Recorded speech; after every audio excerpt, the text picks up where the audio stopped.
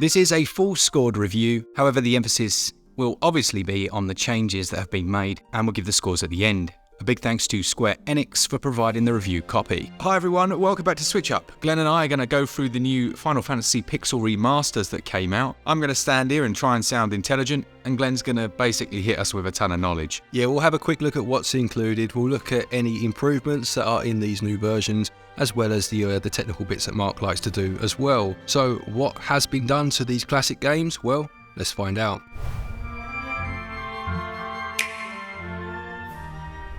Right, let's start with what's included then. So of course there are 6 games that have been remastered. You can buy the games individually. In terms of prices for those, you're looking at, I believe it's about £9.50 in UK money for 1 and 2.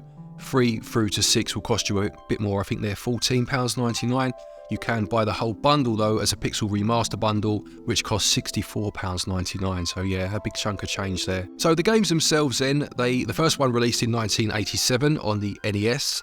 The second game released just for the Famicom over in Japan, I believe, as did the third game, I'm fairly sure. And this is things where things get a little confusing. Now, number 4, which released for the Super Famicom and the Super Nintendo, but only in some regions, was renamed as 2 to try and keep some continuity. 5 never released outside of Japan. And then 6, which some people would say is the best, certainly one of the most well-loved, did release outside of Japan, but again, I believe it was just in North America, and that was renamed as number 3. Not all superheroes wear capes, Glen. That is impressive knowledge. There is no script here, by the way. He is just pulling this out of his brain. Unbelievable. In terms of performance, things are running at 60 FPS, which Glen assures me was more common back in the day on a lot of titles than it is today, and load times are essentially non-existent. So we're going to move on to some of the changes now. We're going to assume that you've played these games before or know enough about them that we don't need to go through the mechanics. We're just looking clearly at what has changed for these new versions of these classic titles. So first and foremost, there are some quality of life features. The font has been updated to a more modern style. Whether I'd call this an upgrade is questionable, but you can switch back to the original pixelated font if you wish, which, to be honest, it just looks better, doesn't it? I think anyway. As well as that, you have the background music. Now, the classic tunes that you'll know from the Final Fantasy series have been remastered in orchestral form, but once again, if you do prefer that wonderful chiptune music, you can switch back to that too. There's also a music player included where you can hear the music outside of the game, which is a really nice feature. And there's a gallery mode, by the same token, you can check out some of the concept art, and there's a bestiary or bestiary, however you say it, included as you start to fight each of the enemies. They'll be added to that. Yeah, you can turn off random encounters. I know some people, for an unusual reason, seem to enjoy those, but personally, I don't need them all the time. I can have a few just to get my experience up, but turning them off is nice. There's also an auto combat mode, I don't know if you said that, Glen, which obviously allows you to automate the combat. Now, we're not sure how in-depth that goes with further abilities when you unlock magics and things like that, but I guess it's just for skipping those easier fights. It says something here about boost features. Do we know what those are? Yeah, so basically the boost feature is that you can increase the experience that you gain, I believe up to 4 times, so it will just make leveling up easier. Just a word on the random encounters. I'm completely in the same camp as Mark on that one in terms of really not enjoying them anymore, but these are still old school games, of course, and you will need the levels if you want to get anywhere end game. So just bear that in mind. If you're new to this game, it's good to turn them off if they start to get annoying, but you are going to need them to some extent to make sure that you're ready for the battles that come up, you know? Yeah, I guess maybe that's why they've put this boost system in, you could do a fewer battles and get the same experience, which I quite like the sound of. Now, one of the main and probably most interesting aspects of these is how exactly does a pixel remaster work? Now, what we've done is we've gone back through all of the games and had a look at the original and the version that we have now, and I'm sure we can do some sort of side-by-side comparison, but there are stark differences. Yeah, so the original artist, Kazuko Shibuya, has been brought back on board to basically redraw the art. This includes both characters and backgrounds. Now, if you look at the first 2 games, or first 3 games in fact, I beg your pardon, that were on the NES or the Famicom, this is where you'll notice the difference most, of course, because of the huge jump from an 8-bit style to what is probably, I would say, maybe even a 32-bit style now with the new drawings. Backgrounds have been completely redrawn, character models look totally different. You'll notice little details like walking into a shop, whereas before you just have a black background with, say, the counter and the person in charge. Now you'll have, a fully expanded shop with background features. Also the map, things like water, much more dynamic now. You actually have moving effects on those. You'll see clouds or the shadows of clouds on the grass as you walk along. Everything just looks much more dynamic.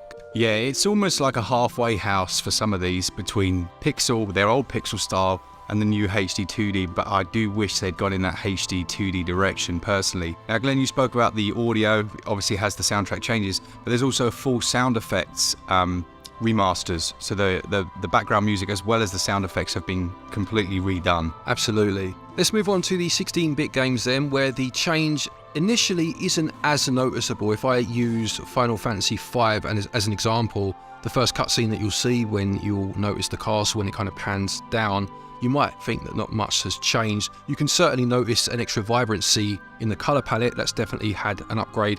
And as you move into the game and you start to see again those backgrounds, you really will start to notice the extra work that's gone into these. It's a shame that you can't, well, as much as we could see, you can't switch between them. That would have been nice to include that option, as it was included for the music. But to be honest, it's done a very good job of updating the pixel art to something that you'd expect to see these days, whilst very much keeping the classic feel of these games. Now this is more of a personal opinion really. How do you feel about some of those modern UIs? Because obviously that's been changed throughout. I don't think, as you say, you can switch that. How do you feel about the new ones? It's not a criticism exactly, but if we go back to the first game, whereas you had that classic, you had each character's name going down the side, didn't you? Whereas now it's a more standard, if you like, kind of blue bar at the bottom of the screen.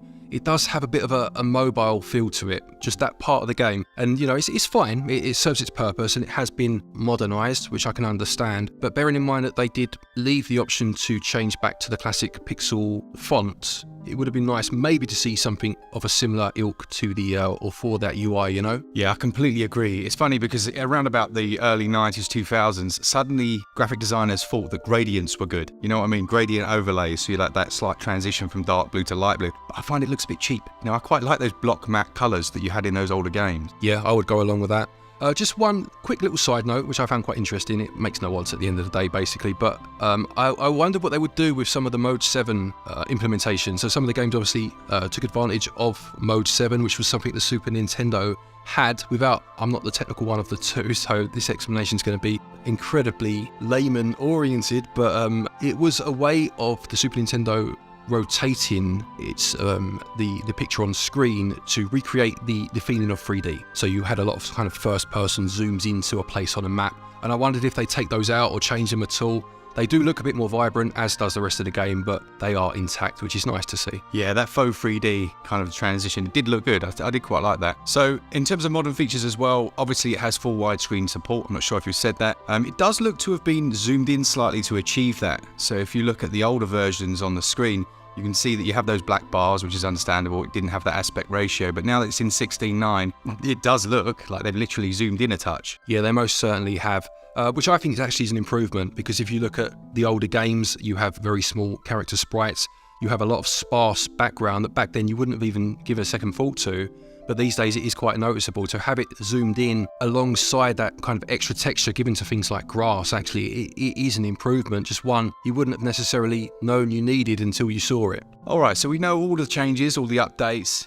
I would say there's a lot here, a lot more personally than I thought there was. Here's the question, 65 quid? Is it worth it? Yeah, it's a bit of a double-edged question. I mean, yes, in terms of the quality of the games, but that's still too expensive. But then you could argue that obviously if you bought them all individually, it would cost you more, so there is a save in there. My biggest bugbear is the fact that the physical edition hasn't, or doesn't look to be coming to the West. It's only in Japan or Asian regions, which, I mean, if you're like me, you know that you can pick these up eventually for a decent price. You don't have to wait for an eShop sale because shops don't always stick to RRP. So that's the frustrating aspect for me. It's a difficult one. Are they worth it? They're classic games. You'll spend hours upon hours playing them through. So in terms of value for money, per hour spent, yes, probably, but it's too high. Come on, I was expecting 50, to be honest. Yeah, I was going to say exactly the same. If it was $49.99, then everyone's laughing. You look at the recent Metroid remaster that came out, the incredible job, the amount of work that went in there. It's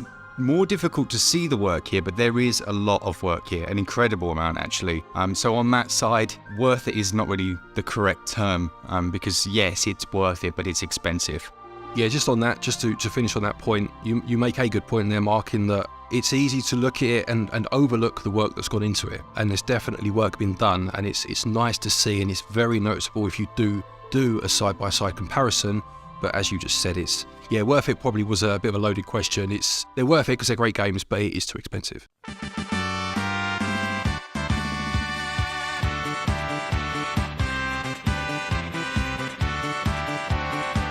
Okay, so there we have it. Some incredible games that have had a lot of work done to them, and it's really nice to have them in handheld format. They get a SwitchUp score of 88%. Once again, a thanks to all of you that enjoy the content. We do hope this has been of some use to you, especially if you're planning on picking these up today. And on that note, if you're a physical collector, then do use our link to save 5% at PlayAsia. All the information is down there in the description, and we get a small kickback. And as always, for all things Switch all the time, keep it Switch up. Cheers, guys. See ya!